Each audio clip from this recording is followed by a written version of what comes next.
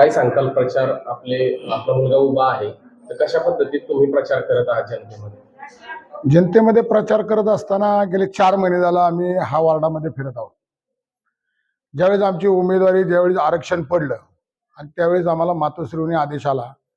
आमचे संपर्क प्रमुख सचिन भाऊ आहिर यांनी आदेश दिला की माऊली कामाला लागा, तुमचा एबी फॉर्म तयार आहे. तर त्या पद्धतीने आम्ही कामाला लागलो. गाव टू गाव महिलांच्या गाठीबिटी या संदर्भात आम्ही या वार्डामध्ये पूर्णपणे अगदी वाडी वस्ती असो कुठेही सगळ्या ठिकाणी त्या ठिकाणी जाऊन आलेले आणि पोचलेला आहे. तुम्ही जसं महिलांना देवदर्शन घडवून आणलं तसं राष्ट्रवादीच्या पक्षांनी सुद्धा महिलांना देवदर्शन करून आणलं. तुम्हाला काय वाटतंय, महिला आपल्या बाजूने असतील का त्यांच्या बाजूने, काय वाटतंय? नाही, मुळात देवदर्शन असेल किंवा काय असेल त्यावेळेस महिलांची मागणी काय होती की बाबा आम्हाला फिरायला कुठेतरी न्या. मग या संदर्भात आम्ही विचार केला की उमेदवार अनिकेत शिंदे आहेत आणि त्या ठिकाणी त्यांनी विचार केला की आपलं हॉटेल आहे, की आपल्या हॉटेल 1-2-3 महिने बंद ठेवा. तर म्हणलं ठीक आहे.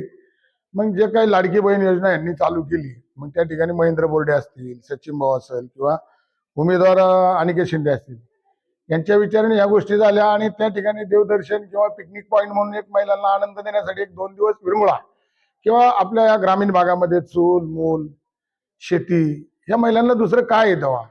मग 2 दिवस एक विरंगुळा म्हणून भाऊ अनिकेत शिंदेंनी त्या ठिकाणी नेण्याचा प्रयत्न केला.